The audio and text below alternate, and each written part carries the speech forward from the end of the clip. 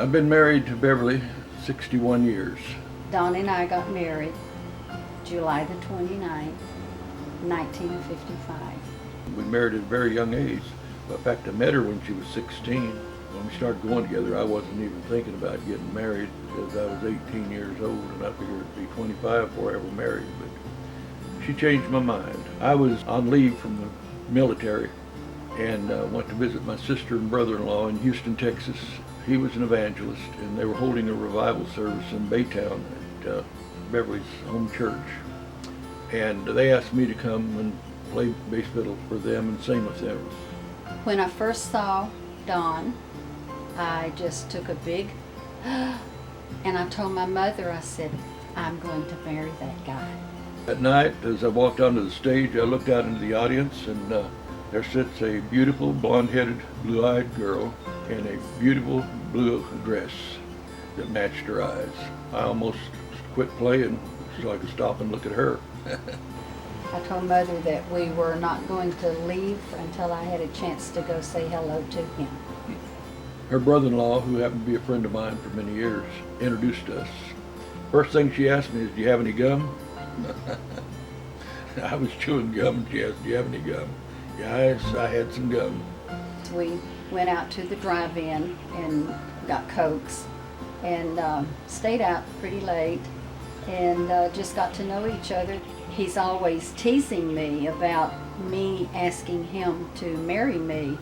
When we first got engaged, we were sitting on the couch at her mother's house. I said, so when are we going to get married? And I said, well, okay.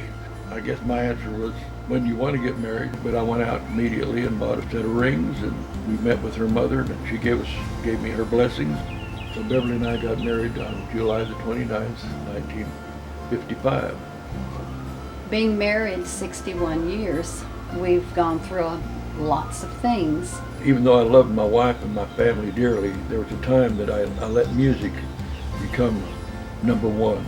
I had a recording studio, and it was a great achievement to me to build a studio from nothing. It was one of the best studios around at that time in our part of the country. I'd start off at 6 o'clock in the morning. Many times I'd be there at 4 o'clock in the next morning. There was times my wife would have to come down and say, aren't you coming home? The family needs you. Found out how strong our love was because even in spite of that, she stayed true to me and stayed there behind me, but it was an obstacle there for a while. Many times people ask me, how do you stay married after all those many years? The main answer to that is God is number one. He's our leader. We trust him.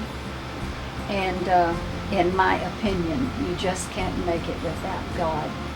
All I have to tell them is, well, when you get the best there is, you don't look for second best. And I was so fortunate to get the best there ever was. But my greatest advice is don't jump into something, look at it straight in the eye, and make sure that's what God meant for you. Then stick with it, and don't give up. Stick with it and work out the problems. You get stronger when you work out the problems in your marriage or your life or in your business and your endeavors in college or whatever. Decide what you want, what your goal is, what you feel like God has put you on planet Earth to do, and then go after it with everything you've got. Stick with it. Don't give up.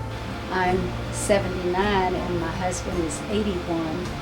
We still have the heart that we did when we were 30 years old. What I saw is a young girl of 16. You just turn that 16 around and to 61. When she was 61, she was the same. And even though she's 79 now, she is still the same. Don is a very, very kind, big-hearted teddy bear. Oh, he's all man, yeah. He can be rough and tough, but he is a kind, gentle heart. Immediately, I knew she was someone that I could trust and never have to doubt. He's sweet, he's kind, he's loving. She's been a wonderful mother to my 2 children and my 5 grandchildren, and starting off with my great-grandchild. And she's a great wife to me. I don't know how I would have made it in life without her.